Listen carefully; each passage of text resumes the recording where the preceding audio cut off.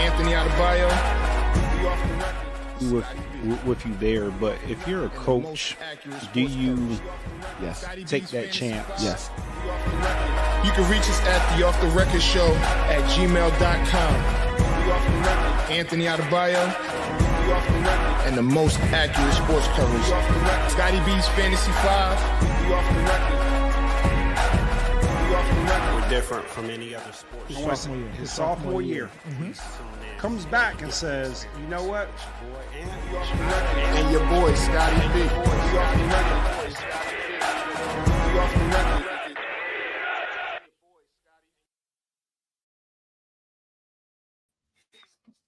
Hi guys. What's going on, man? Not much. I hope people can hear us. I think they can. They better be able to, because it's a lot of work behind the scenes. A lot of work. But this is Off the Record. I'm Anthony Adebayo. Boy, Scotty B. I am extremely proud of us. Who is us? Me and you. Okay. So we can start a trend. This is the second week that we've actually recorded and not skipped a week or anything. So we're getting in a good rhythm, and that's a good thing, right? You know, getting back consistent. That is correct. You are absolutely correct. Hey, listen, it's about to be summertime. I think that we got a lot to talk about. You know, I felt like it would be unfair to not do a show after the Knicks advance to the finals. I felt like, you know, I know that you got a lot to say. You know, can't take the smile off your face. You know, but you know, I will say this before we get into the whole thing.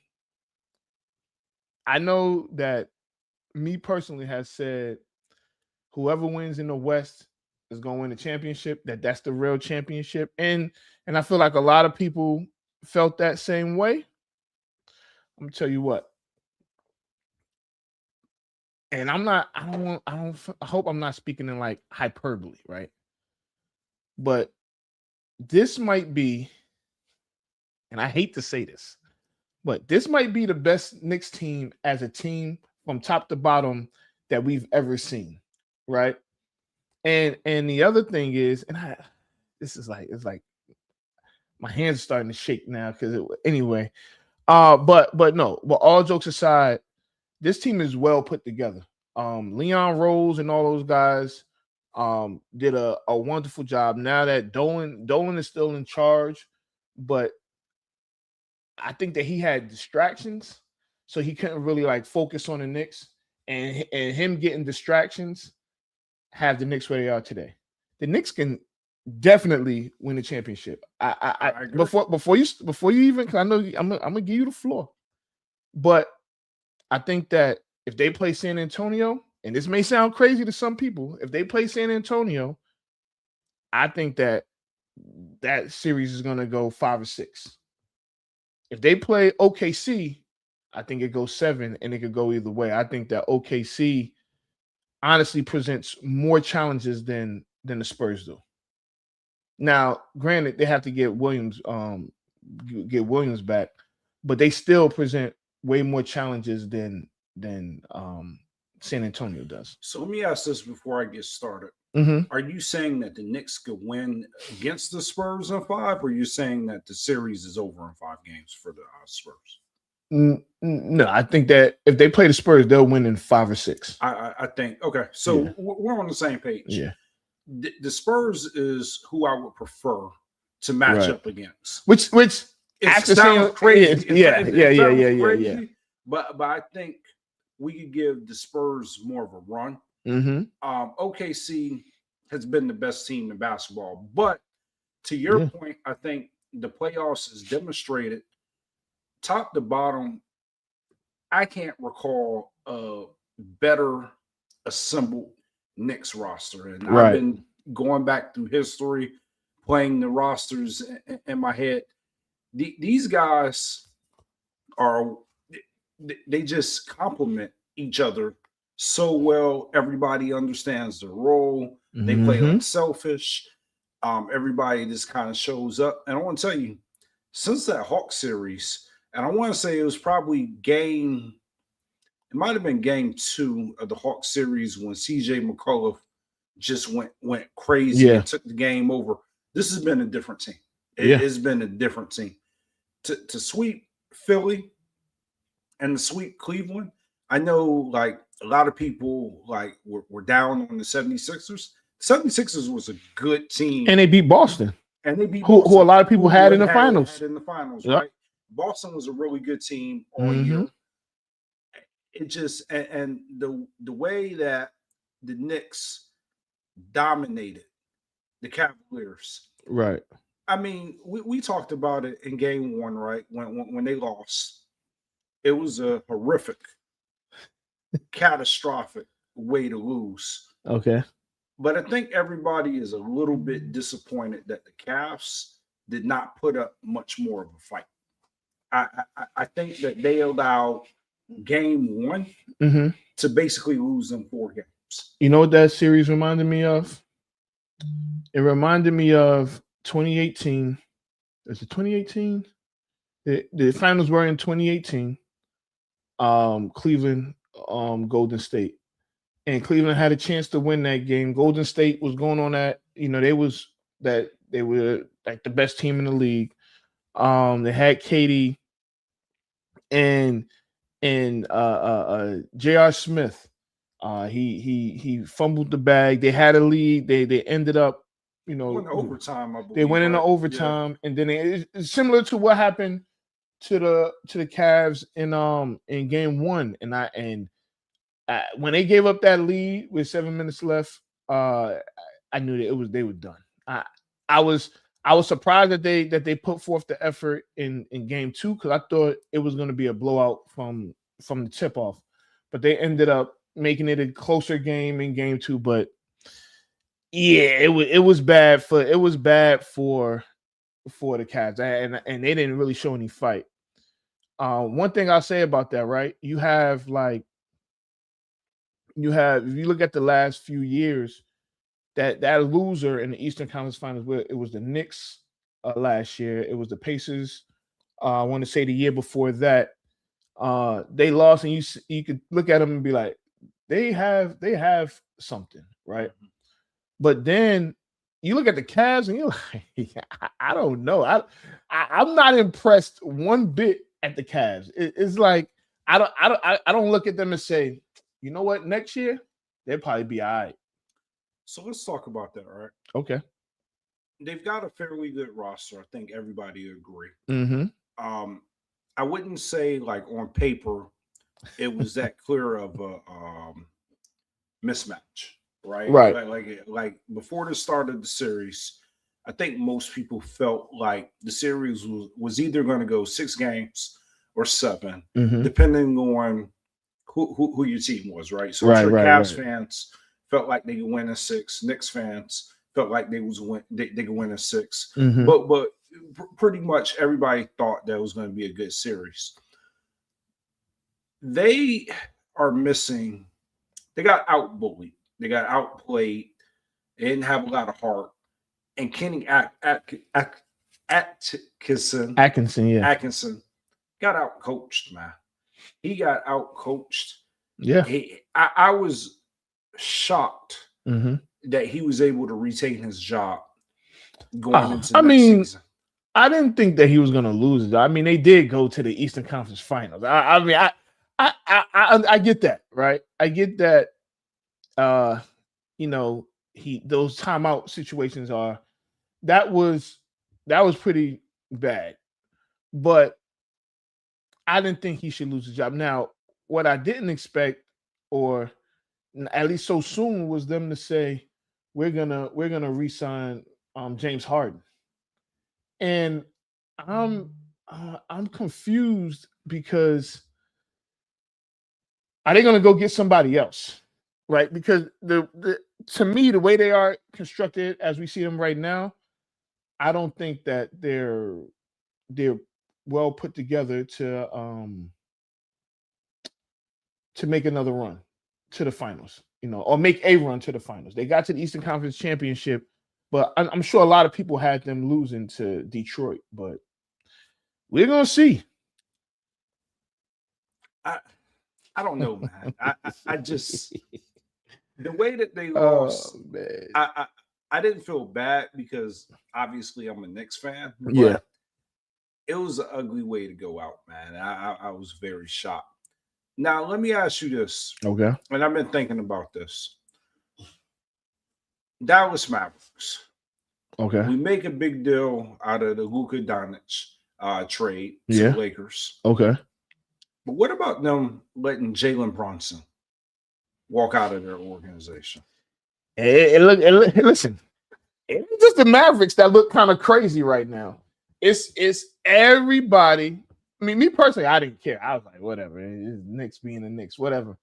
But I mean, and they've made reels about it and things like that, about saying he's not a real leader. Why are you gonna pay all this money to this guy? I think he's exceeded expectations. I mean, like, yeah, he's exceeded. No, he's it's like exclamation points that like it's no one was expecting. I don't even think Knicks fans were expecting what they got out of Jalen Brunson these last 4 years, and to the point where people are saying, is he the greatest Knick ever? And I'm like, whoa, like, hold on. Oh, come on, man. No. If he figures out, if he gets a championship, how to bring a championship. Oh, yeah. That changes things. Beyond a conversation. Now, right now, I'm thinking what? Walt Frazier, Patrick Ewing, Bernard King, John Starks. I'm joking. Nah, I'm joking. Carmelo Anthony. I don't know if Carmelo is really up there. Carmelo hasn't taken them to the conference finals. No, but I think when you talk about he's beloved. He's beloved. When you talk about the greatest Knicks, Walt Frazier, Carmelo Anthony, Bernard King, Patrick Ewing. Right now, I have Jalen Brunson. What about Phil Jackson? Hell no.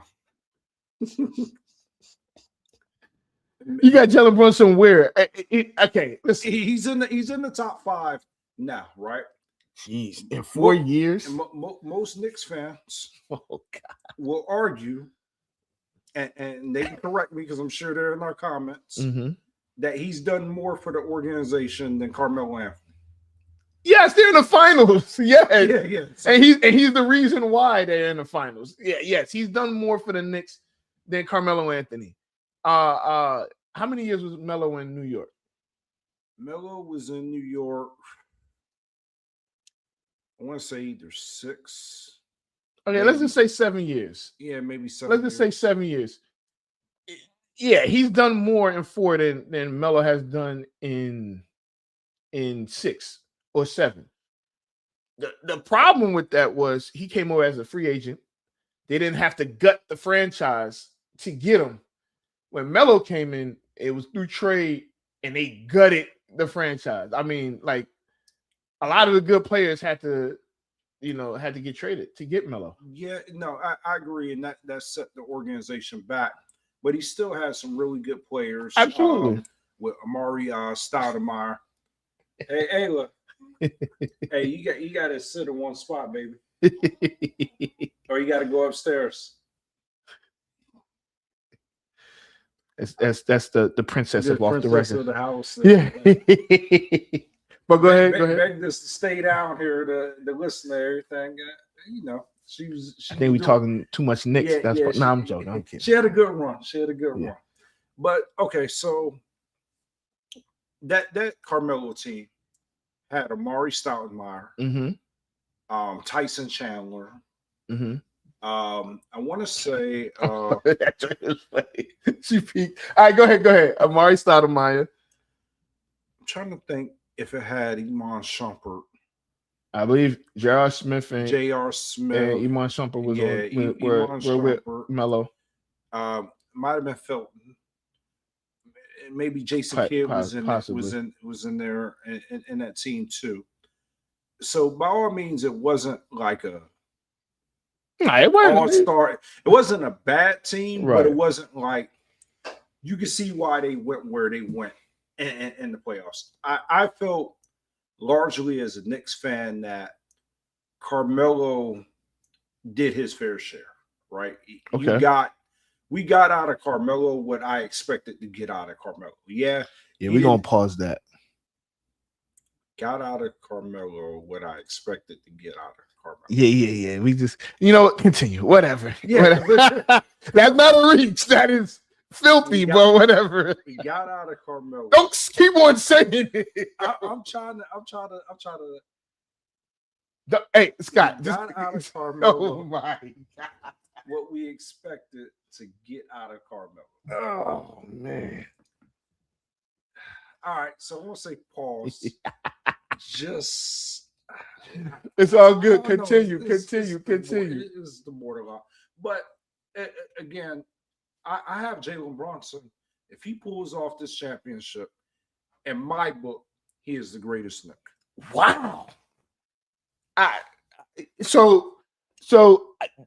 not saying that this is where Knicks fans get a little outrageous. Like, come on, man. And so I get that. I totally get that. Bringing a championship to New York, first of all, he'll be a made man, right? Because I can tell you right now, he's gonna win. If they win the champion, he's gonna be Finals MVP. Okay. But the greatest Knick, I think even with the championship, I wouldn't put him above Patrick Ewing. I think that Patrick Ewing did a lot for New York, and we're not going to do that. He went to the finals. There was another New York. Not until towards the end did they have down years when Patrick Ewing was there. Like, yes, they lost to Jordan, but everybody lost to Jordan once you got into the 90s. But when Jordan was gone, they got to the finals. They were in a few Eastern Conference championships. They were there multiple times. I will say that he can be on the Mount Rushmore of New York Knicks, but he cannot be the best Knick ever. Not in 4 years. No way. Walt Clyde Frazier doesn't. How many championships does he have? I believe 2. I mean, and it's not like he's a Hall of Famer. I know people are gonna say Basketball Hall of Fame. Everybody gets in. Nah. You got some conversations. I'll say top 3. So right now, I believe he's top 4. Okay. I move him past Carmelo. I'm not going to move him past Bernard King yet. Okay. And I'm sure there's somebody out here listening is probably feeling like I left off a Knick. And I'm trying to figure out Allen Houston, love him to death, but I don't think he's on. No. Allen Houston and John Starks are in the same. No. I give Allen Houston the nod there. Okay. I mean, that's fine, but I will say that I would me personally would give him at least top 3. I think you got Clyde Frazier, you got Clyde Frazier, you have Patrick Ewing, and you got Brunson. I will put Patrick Ewing first, and then Clyde Frazier, and then Brunson. I think that we can't put everything on a champion. I know, yes, the Knicks haven't won a championship since the 70s, but my God, we're not gonna freaking build a statue of Jalen Brunson in front of Madison Square Garden if he wins the championship. If he wins the championship, I think no, they're not. Oh, God, statue. They gonna knock that shit over. Ain't nobody building no statue of Jalen Brunson after a championship one time in 4. No. I'll help him build it. All right, last question for you before we get out of here about this Knicks stuff. If they do win a championship, will you go to the parade? Yes, I'm there. I'm there. You're gonna take off of work. I'm taking off of work. I believe I'm going to catch the China bus because I'm not driving up to New York. No, you know what? You got relatives that stay right. Yeah. I'm staying with your sister. All right, wait. All right, yeah, that's fine, but you ain't had to say it like that. God, that's not, yo. All right, well, that's fine. All right, now listen, everybody loves Scott, so that was a bit flagrant, right? Or insinuate like yeah, stay damn, with you. bro. You didn't stay your ass at the Renaissance like any other time. Wait a minute. Oh, like hold on. It's like yourself with these Knicks. His whole face. Shit look like. Hey, yo. All right, let's. like All right, man. All right, all right. Let's go. Let's move. OKC, San Antonio. Yo. Oh my gosh. OKC, San Antonio. I think we're getting the series that we expected. Going into game 6. OKC's up 3-2. Do we get a game 7? Yes. This series has been nothing short of what we've both expected. Right. Again, and we both said it. I think most people agree. The Knicks match up better with the Spurs.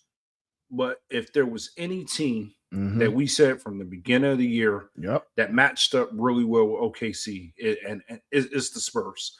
Yeah. And that series, even though like there hasn't been like a ton of like close games, like it's been a couple of blowouts the last couple of games, it's still going back and forth. It's Spurs 1 minute, OKC. And if you talk to people, I want to tell you, before this last game, I was at when the Knicks initially won, you'd have thought the Spurs had already wrapped up that series. After game 1, right? Yes, yeah.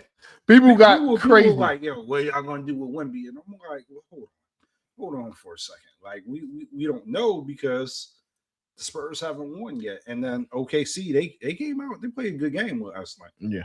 I'm gonna tell you this. I don't know if I'm gonna be in the minority here. I think the series is over. I think OKC pushed them out of their misery. And they win in 6. Now I tell you what, next year is when San Antonio is gonna really, really be a problem. They may have the best record. They may be the 1 seed in the West. Now OKC is gonna have something to say about that because they're super young. They got a bunch of picks. These 2 franchises are probably the best ran franchises in the NBA as we speak right now. But I think that OKC's experience and the notion of everybody has to go through some sort of adversity or some sort of loss or whatever. You just don't, one season you're terrible, the next season you're in the finals. But when you have somebody that's 7'4", 7'5", I mean that can do what he does. It changes things, but I do think that OKC goes into San Antonio and gets it over with. They get some rest, hopefully get Williams back, and then next Wednesday we're gonna watch the NBA Finals and see what happens. So I hear you, but for some reason, I think we're going to get a game 7. I wouldn't be opposed to it. I don't think anybody. Yeah. I mean, I saw a different look at OKC yesterday, and it had we need to take care of business and close them out. Now, I don't know if it was the Knicks winning and they started realizing like, okay, hold on, we can't draw this out too much longer. Just because that's possible. We got to get it done. Like we can't afford the have this like series continue to linger. But it's something about the Spurs, and at every moment I've always said OKC. And right when I put my faith on them, the Spurs bounce back and figure out how to counter what they're doing. I'm going to give Wemby the benefit of the doubt. Now, mind you, I've always been a fan. I think it's hard not to be a fan of his game.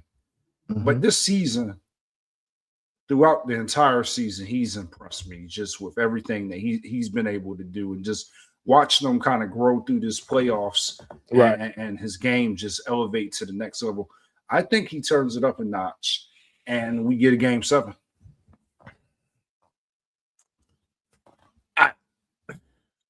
That makes sense, but I just think the experience. I mean, I think the experience of OKC, which is crazy because they are like really young, and both teams are really young. But I think that their experience that they went through last year gives them the edge, takes them over the hump, and they prepare for the Knicks. OKC is going to be they're tough out, man. And now they've won in San Antonio already, and I think they're going to do it again, man. I know the series has been going back and forth, but I think they close them out, man. I think that Chet. So they hate each other. We all know that, right? And I think that Chet is gonna have to step up. He's gonna have to give him 15 and 12 at the very least. At the very least. And I want to say their record. I want to say that they're undefeated when Chet gets 15 or more in a game in these playoffs.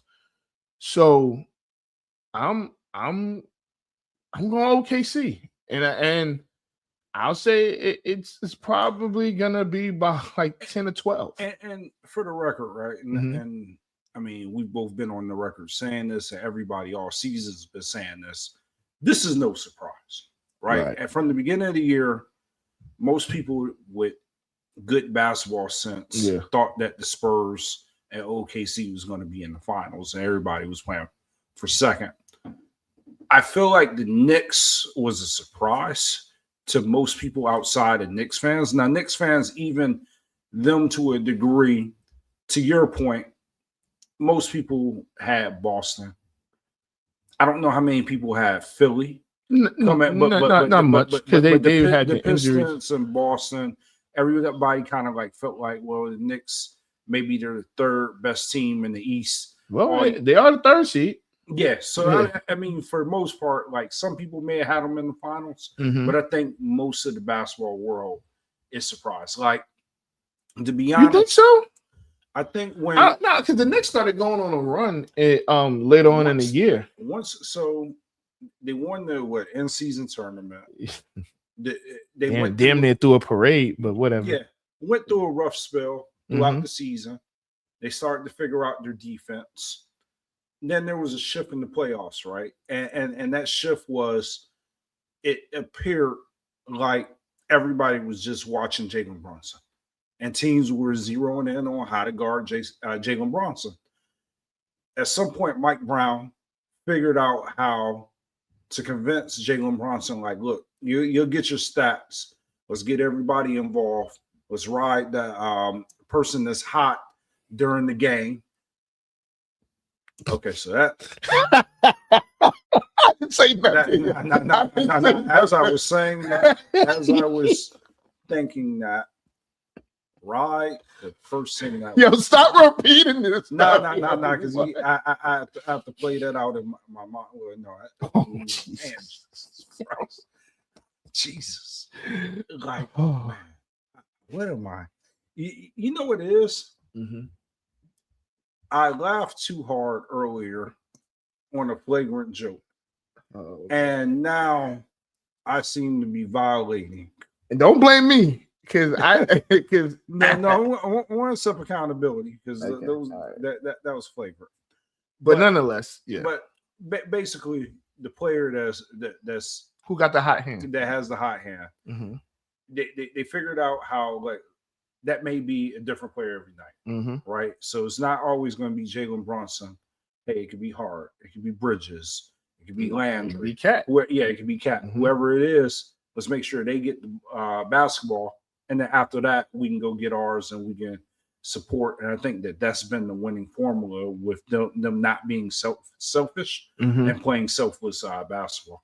Because it's funny, right? Because I know in that, like you brought it up earlier, in that Atlanta series, what was happening to Brunson is what was happening to Harden this past series. That they were like finding him, and then for whatever reason, the switch flipped, and they figured it out playing team defense and things of that nature. And he's played better defense. He ain't the greatest defender, but he's played better defense. And it got to the point where Harden was now what Brunson was in the first round, but he couldn't figure it out. He couldn't. But to me, Harden was who he was in the playoffs. So whatever. Now, I think I want to say because the Knicks won in 5 or 6. No, they won in 5 because they won it in Atlanta. Yeah, and that was the other thing is the fans, man. I mean, it's like almost like a college atmosphere with these road games. It's like first of all, how in the world are all these Knicks fans affording these damn tickets? It's like, what do they do for work? I understand Spike Lee's and the Fat Joes and the Chris Rocks and the Tracy Morgans. I understand those, but you see these people and they're everywhere. So now OKC, and this is what I want to see, because if it's OKC, I don't think they could take over OKC how they've taken over Cleveland, Atlanta, and Philly. Yeah. I don't think that they could take over OKC because OKC has nothing else. Yeah, I want to be honest too. Number one, to your point, going to Oklahoma is terrible, right? You know what I mean? Like, nobody wants to go. Bill said, "Yeah, I've been saving since 19." I don't know, man. Because listen, gas prices is high as a kite. Airline flights are crazy. I will tell you, if we take over OKC, that's not going to happen. It's not what was not going to happen. Number one, like you said, the fans out there they don't have nothing else. Yeah. 2, you got to be a hardcore fan to post up at Oklahoma. If you're taking flight, it's crazy. We were talking about Oklahoma today in another context at work. Mm-hmm. And some people from the job, they went to Oklahoma, and it was like, man, that was like the worst experience of my life. I never want to go back. I was like, wow. I was like, is that bad? It was like, man, there is nothing, absolutely nothing out there. And I brought it up to these guys before they went. I was like, well, maybe we can go catch a game at Oklahoma City. And it turned out from where they were at, like it was like a 4-hour drive to go to Oklahoma City. Right. It was like, man, it's nothing there. So Nick Nation, if you find Nick Nation, Nick Nation, God, what if somehow, some way we take over Oklahoma City? Oh my God, it's I'll be impressed. No, y'all, you know what y'all gonna do? Y'all gonna sit up in Radio City Music Hall and watch the damn game, or keep y'all butts at home. Yeah, they not. Yeah, that's where they went last time. They was at Radio. It's for Game 4. They was at because they can't have the watch parties outside no more because New Yorkers don't know how to act. They don't know how to act, so they had to shut it down. Go to the Radio City Music Hall and sit your butts in a seat, or watch it at home because y'all don't know how to act. Give somebody a instinct. Take a mile. It is good to see, though. It is, but I think we're all rooting. Let's go San Antonio because nobody wants to go to OKC. Well, I mean, you probably have less layovers, but listen, these people are smart. You have these airlines are smart. I'm almost certain that there's a direct flight from New York to Oklahoma City. I don't know how much it's going to cost. I'm sure they got direct flights. So. But that's the problem with the U.S. and society today, and not to change subjects, because I was reading an article about FIFA, right? And they were talking about how they're upcharging for the World Cup. Yeah. And it's kind of like the same deal to where it's like, okay, you got fans, but everybody is in it to make money. And it's like, okay, this is an opportunity. Oh, yeah, let's hike the prices up. You know, I'm sure OKC, your Motel 6 is probably going to be $500. Ain't nobody getting no Motel 6, yo. Let's stop this. All right, so look, I'm gonna look up. Should I do round trip or one way? Do a round trip. All right, so we come back home. All right. So the game is on what, the 3rd? Should we get there the 2nd to like relax? We're gonna get there. All right, we're gonna get there the 2nd, and then we're gonna leave what, the 4th? There you go. All right, so from the 2nd to the 4th, I'm on Google Flights, by the way. So, and I'm using New York, so I just put New York. So you got JFK, you got LaGuardia, and you got Newark. Okay, I'm gonna put nonstop only.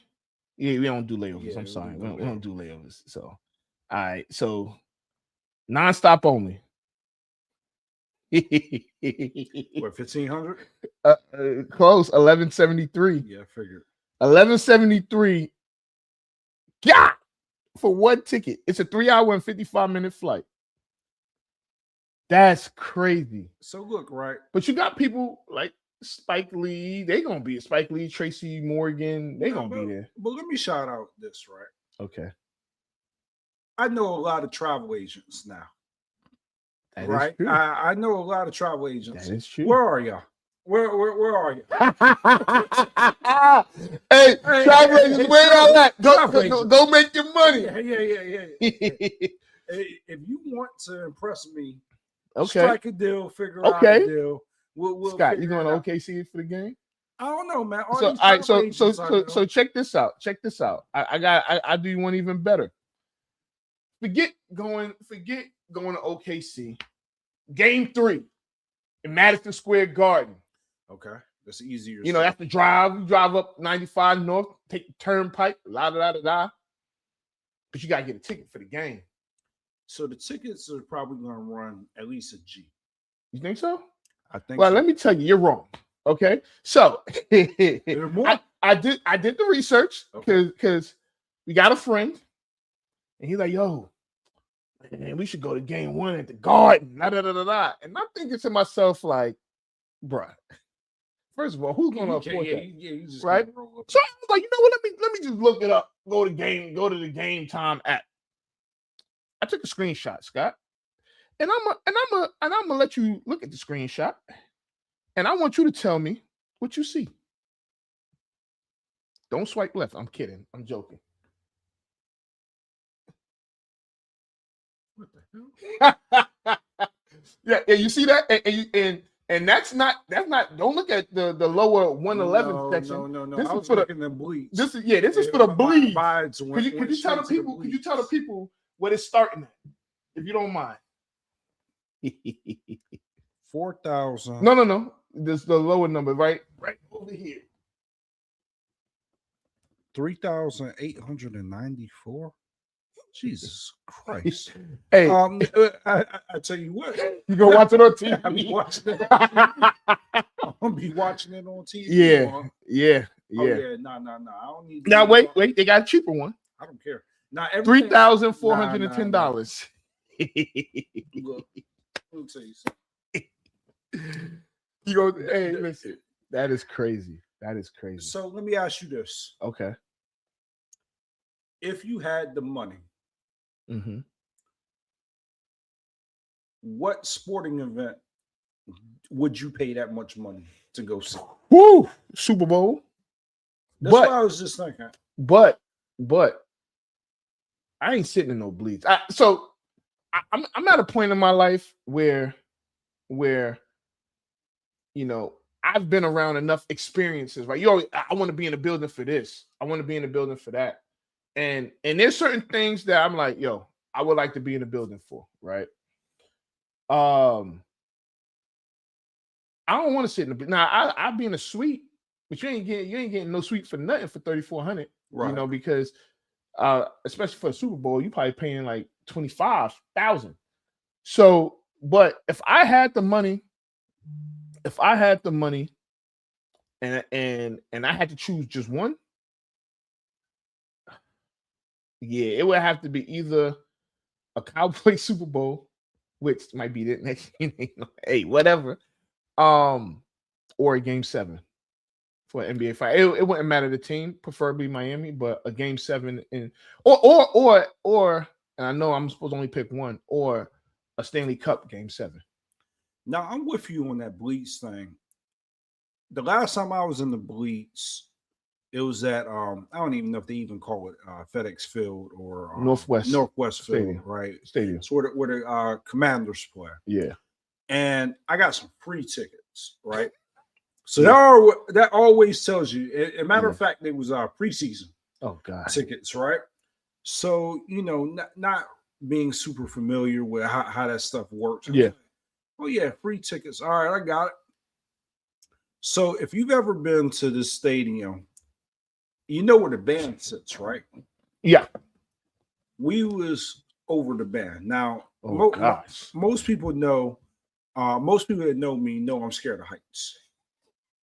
And I got these free tickets, and I swear it felt like we were on top of the stadium. I couldn't see in any of the players. It was just like it looked like I was watching ants on the field, and it got so bad. It got to the because they're like in a corner, right? Yes. So I was on the top of the corner. Like I knew the band had better seats than I did, and it was crazy because I didn't even realize the band sat that far up, but they do. Yeah. They sit at the very top of the stadium, but I was further than them. I think we might have been able to go like a seat, maybe 2 seats higher, and then we were at the highest point. So I'll say this. So this last season, we did something where we held the flag that they have. It was for the league, that the ECFA, and so got some of the guys from the Royals and other teams in the league. We held the flag for the Commanders Washington game 1. We were in the bleeds, but they were actually not bad seats. You could see everything. We was on the 50-yard line though, so which like that's okay because you're right. We was on the visitor side, but it was clear sight. It was up there, but it wasn't bad though. It was actually all right. See the where the band sit. It's like they're at the angle. Yeah. So that's terrible. Like, so you're like all the way over there. Yeah. I'm like right here, and we could be in the same like 300 level. But if you're at the end in the corner of the end zone at the top, I know exactly what you're talking about. Yeah, that's crazy. Yeah, exactly. At the corner of the end zone. Did you all start shaking and stuff? I wasn't shaking, but I'm gonna tell you, the people I was with was like, "Hey, you awfully quiet." It was so bad. I didn't drink. Oh gosh! And I didn't say anything. And I was just sitting up there. I was just like, man, I don't know if I could sit through this game, but I was like, I don't want to be rude. Right. But anyway, I made it. It might have been to like the third quarter. And then finally somebody was like, oh, yeah, we should leave and beat traffic. And I was like, yeah, it's a great idea. So I'm gonna put y'all on some game right now. What you do in those situations, right? Now, I'm not saying, again, this is just for entertainment purposes only. It may or may not work. I ain't gonna say if it worked for me or not. So I'll give you an example. Ironically, we was in San Antonio. I took me and my nephews to it was the Spurs versus the Celtics, right? We were in San Antonio for my nephew's All-Star game. So I was like, I bought some tickets, them joints. If any of y'all have been to, I guess it's AT&T Arena or whatever it is in San Antonio where the Spurs play, it goes high and it's dark up there, right? It's like, but it's weird. So it was my nephew. I was like, man, we're not going all the way up there, right? So I went to guest services. I said, hey, and again, I'm not telling y'all that this is gonna work every time. I said, hey, this is my nephew's first game, which it was. I said he's scared of heights. He gets anxiety when he gets too high up in the air, right? So initially they was like, we have a room we could put him in, right? And I'm like, does this room have a TV? So they was gonna put him in a room with no windows, no nothing, so he could calm down, right? And I was like, you're not putting my nephew in jail. Like, what are you talking about? So then, you know what I do? Can I speak to your supervisor, please? So I talked to the guy, got his card, man, make him feel like he the most important man in the world. Then he was like, all right, this is what we're gonna do. This is what we're gonna do. We're gonna it was 5 of us. It was Dante. Yeah, it was 5 of us, Charles. So they was like, we can't sit y'all all at the same spot. I said, man, they grown. I was like, me and my youngest nephew, I was like, we could sit wherever. So they put them like across from the Celtics bench. No, I'm sorry, across from the Spurs bench, but they had really good seats. They were probably like 7 rows up from like kind of like where we at when we go to Wizards game, right? Me and my nephew were like, remember when we went to see the Mavs play the Wizards, and like Mark Cuban was literally like a row from us. Yeah, we were like that to the Celtics bench. Oh man, right. And this is when Tatum and Brown was there, and Blake Griffin was on the team at this time. Okay, so this was 23. So January 23, and I'm like, yo, this is crazy. So sometimes you talk to people, and if they tell you no, don't take no for an answer. Actually speak to their manager. And you just gotta be polite and tell them, you might have to give them a sob story. The crazy part, and I'm playing this situation back in my mind. I didn't realize how high we were going up until we just kept walking up that ramp. That ramp. I was just like, yep. That's a lot of lights we going up. Yep. And we got to the end of that joint. I was like, yeah, you can see. You can see I can see like the whole city and the whole parking lot. And I was like, yep. Yeah, this ain't gonna work. And then when we broke from the ramp and got to the section, and this felt like the jump was just straight up. I was like, oh yeah, this is not good. And it got to the point to where when you're that high up in the stadium, when you stand, you feel like you're going to fall forward because you're so high. Yep. I was like, oh, nah, I can't do this, man. Never again. I will watch that joint on TV. Matter of fact, what I would do in that situation is I'm going to the snack area and I'll watch the game on one of the TVs. You can hear everything. You can hear everything. And maybe I'll find like one of them aisles to where you can just kind of like look through. Hey man, I get it. Like not doing that no more. So what would you pick as far as one game? I think the Super Bowl. I believe the Super Bowl. The Super Bowl is on my bucket list. I have to make it to a Super Bowl, and I think for that, it's not really so much that it matters as my team. I think that it'll be better if I would go and see my team. But it's the Super Bowl. But I will play. You can plan, right? Like Phil, he made a joke that most Knicks fans have been saving since '99. But the truth of the matter is, if you know you're going to a Super Bowl, you can plan it out a little bit. The drop $5K. That's not to include your hotel, I mean, you gotta eat.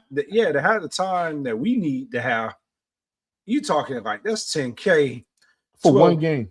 Yeah. That's game 3. It's not even a clincher. Because we going up there. Yeah. We going out. Yeah. Hotel. Yeah. Yes. We going up there. We ain't going to play around. We not going to. No, absolutely not. And cats get new fits. Yeah. And the closer you get to that date, the higher the prices go. So and it's New York. So nothing's cheap in New York. Like it's nothing. So, but yeah, $5K, I would not be there. I can safely say, like I'll watch that at the crib. And if it was $1K, would you go? Yeah, I go for $1K.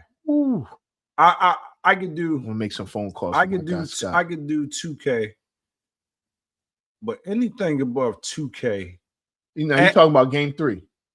Yeah, I think I could do $3K if I can stay at one of your relatives. Hey, listen. If not, you know what? As a guy, I was like, I use my Marriott points. I get you some. No, but you know, that's you crazy. know, but honestly, and again, everybody says it. We don't know the next time, if you're a fan, that this is going to occur. The way basketball is being played now, is so much talent, and there's no. Guarantee. You got Wemby, you got Shea, but a lot of the stars are they're aging out. Like a lot of the stars that we really considering the LeBrons, KD, yeah, Steph. Yep. Even Giannis, to a point, you know what I mean? He's getting a little bit older too. Yeah. So now it's that new wave, and I don't know. And I tell you what, if there are two people, I'm trying to think if I was at that Wizards Spurs game when Wemby was there. I don't know if I was there, but if there are two people that I definitely want to see play right now that I haven't seen play, is Wemby and Anthony Edwards. He's another one, and I want to tell you too. Looking at like the Orlando Magic, I'm pretty sure that Cleveland is going to try and do some things. And you look at like the Pistons, and you look at like the Lakers, and you look at like teams that are not that far away that need like just a missing like piece. I see those teams going out this offseason and really trying to do it. I heard something interesting that the same owner of the Browns owns the Bucks. What Bucks? The Milwaukee Bucks. Really? Yeah, and they were saying that the best gift he could give Cleveland is to trade Giannis to the Cavaliers. That would be crazy. Right. And I did hear I heard rumblings about that. I don't know. We'll save that for another. So, a couple things about that, right? So, Donovan Mitchell, do you believe that he was hurt? Yes. I think he was hurt too. Yeah. Do you think Giannis, Harden, and Mitchell is enough to get it done in the East?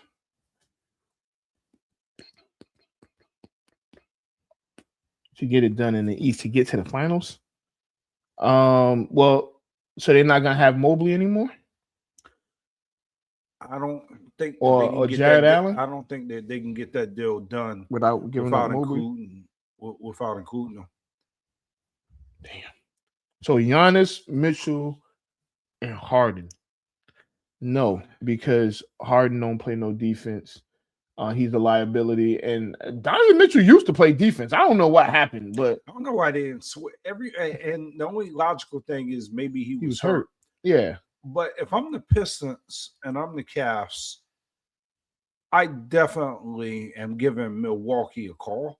Yeah. To see definitely Detroit because to see if what's the asking price. Now the only issue with the Pistons is you can't give up Duren. I wouldn't give him up, and they're probably gonna ask for him. Well, I give up Duren for Giannis, and I know. Well, what pick do they have in the draft? Well, you bring up a good point, right? And I think most people, you look at the Paul George and Shea trade, and I guess most people are a little hesitant to be short-sighted because that was a short-sighted trade to where, you know, at the start of it, you're like, oh wow, this team gets Paul George, and you pair Paul George up with Kawhi, and you're like, okay, yeah, that's a heck of a team. But in reality, I don't know if that's the worst trade, but it's a pretty. Would you consider that a bad trade? Ooh, the Shea, it was a terrible trade. The Clippers got fleeced. And all it's doing is making Oklahoma City stronger and stronger and stronger. Like all they got was Paul George, and he's not even there no more. Yeah. Okay, so I heard an interesting comment to trade Julius Randle Mm-hmm. for Karl Anthony Towns. Kendrick Perkins said today Mm-hmm. that if New York wins a championship, you have to put that trade as one of the worst trades. And his logic was because Minnesota Mm-hmm. has been looking for a Batman to Anthony Edwards. They had Karl Anthony Towns. It wouldn't work. Wait, It wouldn't work because honestly, Julius Randle and Karl Anthony Towns are fairly similar. But Julius Randle, he's a I think he's a dog. Now, as far as talent, they both have talent. I may give the edge to Cat, but it ain't by much. I think Julius Randle is tougher. He's a tougher defender. He's just a tougher player than what you call it. And I don't think Karl Anthony Towns helped them get over the hump. Who did they lose to? They lost to last year was this year. This year they lost Minnesota because they beat lost to Spurs. Spurs, yeah. I don't think Karl Anthony Towns helps them get and what you call it was hurt. Anthony Edwards was hurt. Karl Anthony Towns has been playing all right, but if they didn't have Karl Anthony Towns and let's just say they had Julius Randle, I hate to say this, but the Knicks would probably be better. They, because that team is well put together. It's like those pieces to that puzzle fit perfectly. Like and because guys like Hart and Brunson, who else went to Villanova? Was it Bridges? No, Bridges didn't go to Villanova. No, I know DiVincenzo. It was like 4 of them. It might have been Bridges. I think it was Bridges. But nonetheless, they are a well put together team that if they still had Julius Randle, I think they are still where they are. Not saying that who knows? We don't know. We're like assuming, but I don't know if Karl Anthony Towns is that much better than Julius Randle. I would disagree. Okay. Now Julius Randle, in his defense, when he was with the Knicks, was asked to do a lot more. Mm-hmm. He didn't have a Jalen Brunson. But I want to tell you, he disappeared in the worst. No, I mean it happened this year too. Moments. I believe we were playing. It might have been Atlanta. He had some bad games when he was playing with the Knicks. So I like the Karl Anthony Towns trade. Mm-hmm. I'm not a Julius Randle hater. Mm-hmm. I wish Toya is. Toya is. I'll good. She said I'm delusional. Hold on, but she said he's the mayor of Choke City. Pause. No, we're gonna pause that. We're gonna pause that. You're not gonna tell us what to do. I actually am reading Toya's comments now. I agree with everything that she said. I think most y'all root for the Knicks. I don't. So yeah, most Knicks fans. So to be fair, in that Spurs series, he disappeared. We didn't see him. Now, what happened to Karl Anthony? I need to go. I'm gonna go back and look at the series versus the Pacers last year, and see what happened with Karl Anthony Towns, and see if now, and I'll use that as the barometer, right? Even though those are different rounds of the playoffs, different teams, I get that, but has Karl Anthony Towns? This is my question to you and Knicks Nation. Has Karl Anthony Towns been consistent in the playoffs since he's been in New York? Yes. Because I want to tell you the difference between Karl Anthony Towns and Julius Randle. when Julius Randle is cold, he's cold.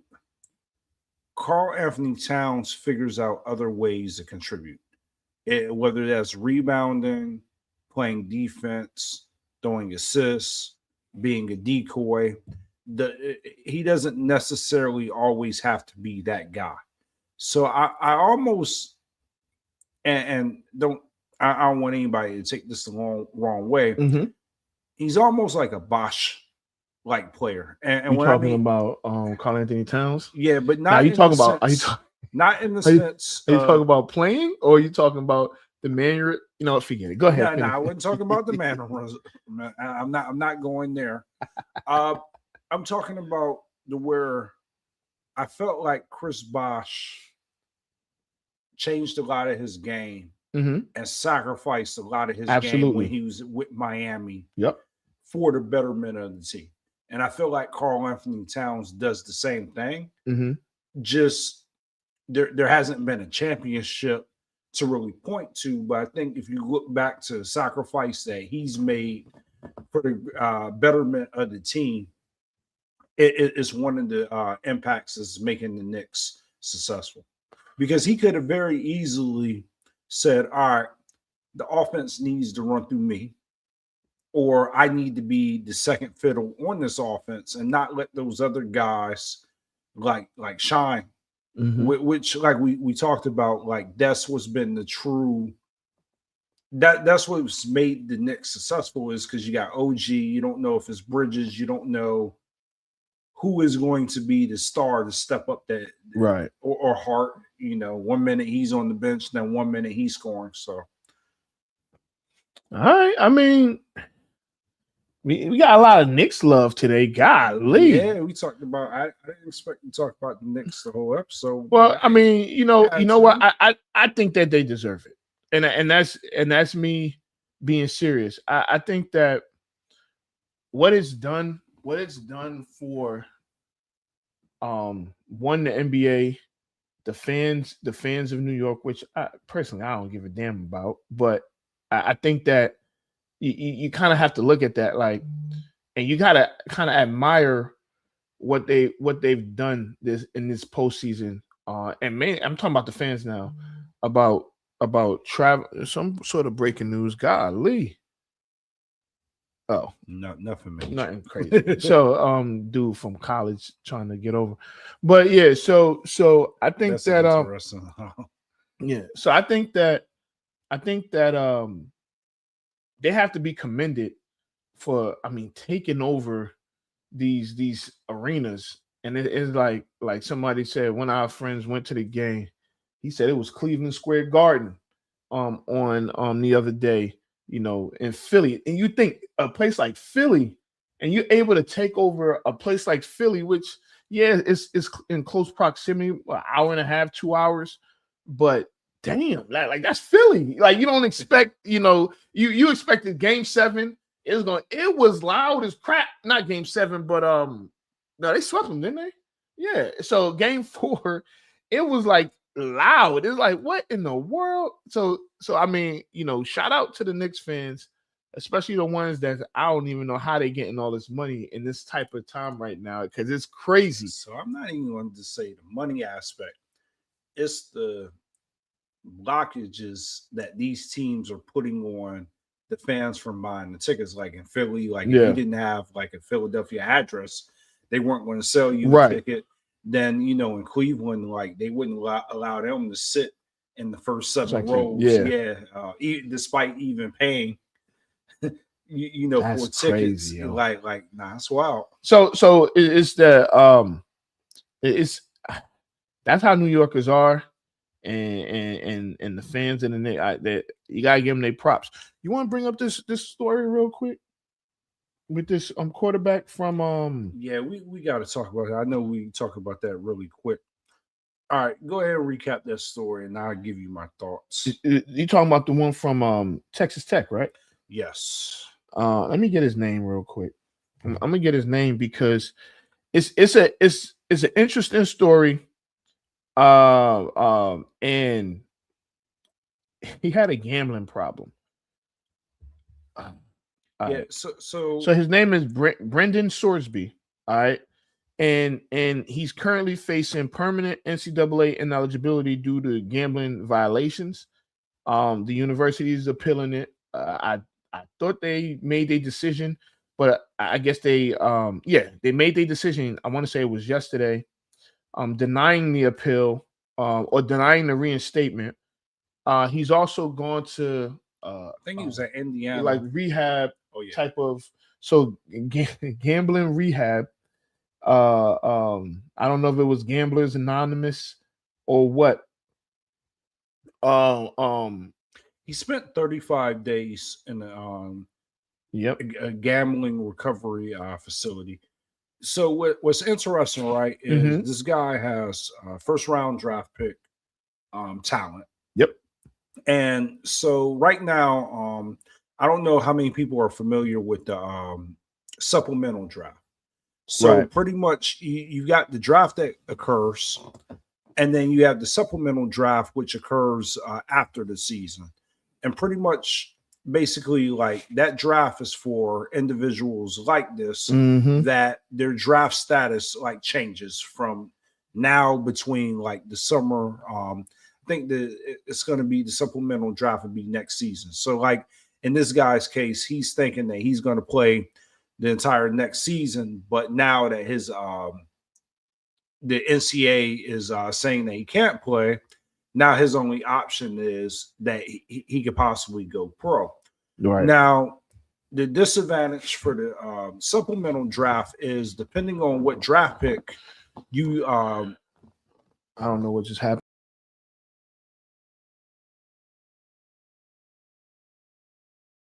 In the next upcoming draft. So I don't believe this guy would be going in the first round talent. But if a team was to step out there and use their first round pick on him, they would lose that pick. My question to you, the guy obviously has a gambling addiction. He's got help. Shout out to him for getting the help that he needed. If you're an NFL team and you have an opportunity to get a quarterback with first round talent, do you try to get this guy or do you pass on him? You asking me? Yeah, I think personally, if I'm a GM and I have an opportunity to get a first round caliber talented quarterback, I think if I have to give up a fifth rounder or maybe a sixth rounder, absolutely. I think that's a move that I would be interested in. Now I wouldn't give up a fourth or a third or anything like that. You know who should go get him in the supplemental draft? Yep. That's exactly what I was thinking. I think Pittsburgh, and I know we have some technical difficulties with our camera, but y'all can still hear us, so that's all that matters.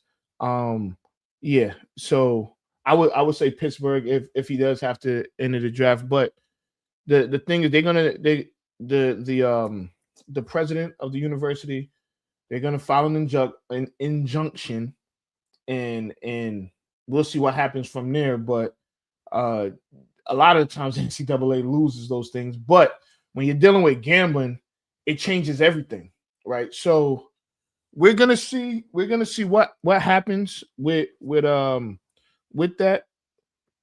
I think we're definitely gonna talk about that more probably next week and the week after, because we'll have more information as far as what the school is gonna do. I mean, well, we know what the school is gonna do, but as far as like what actually happens and things of that nature, it's gonna be interesting. So my thing is, it's gonna be hard for him to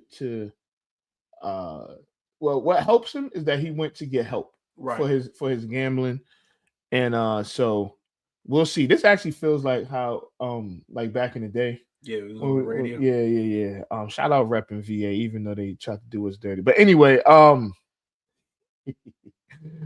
think we gonna get up out of here. We gonna see. Tony Brothers. Hold on. Let's because I think y'all can see this. So, Toya says the real problem is Tony Brothers as a referee. He's actually running for mayor of Norfolk.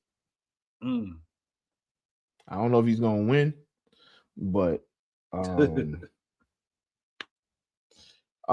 so and just I'm gonna just answer some of these questions.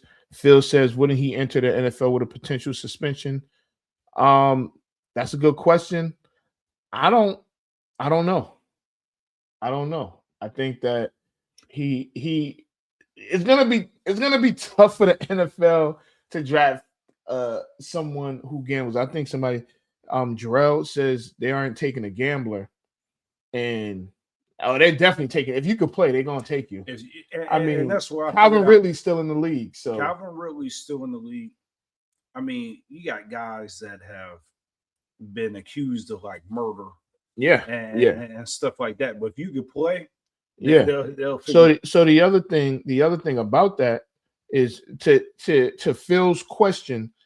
I don't think he would come into the league with a possible suspension because he didn't do nothing while he was on the NFL's watch. He would be on the tight leash though. Yes, absolutely. If a team took or use the draft pick to get him, he'll definitely be on tight leash. Yeah. So, which I mean is expected. Just like even if somebody fails a piss test at the combine, you're not suspended, but they got eyes on you. Think about how many opportunities Josh Gordon got because Josh Gordon was just that good of a player, and it really was based off of one season. I mean, now I'm thinking about it, Josh Gordon may have been suspended. It had to be 6-7 times. Yeah, it was a lot. Josh Gordon was, I mean, he was suspended a lot, and addiction is real. So, and if you're not getting the proper help, then you're just gonna keep on. Oh, I could beat this myself, and you keep on spiraling. So, we'll be interested to see what happens with this quarterback. He plays quarterback, so that helps. It's not like he's like a fullback or like I don't know a punter or kicker. So it's gonna be interesting to see, and we'll go from there, man. But it's time to get up out of here. This is Off the Record. I'm Anthony Adebayo. It's your boy Scotty B. And we are done. Anthony Adebayo. With you there, but if you're a coach, do you take that chance? Yes. You can reach us at the Off the Record Show at gmail.com. Anthony Adebayo. And the most accurate sports coverage. Scotty B's Fantasy 5. We're different from any other sports. His sophomore year. Comes back and says, you know what? And your boy, Scotty B.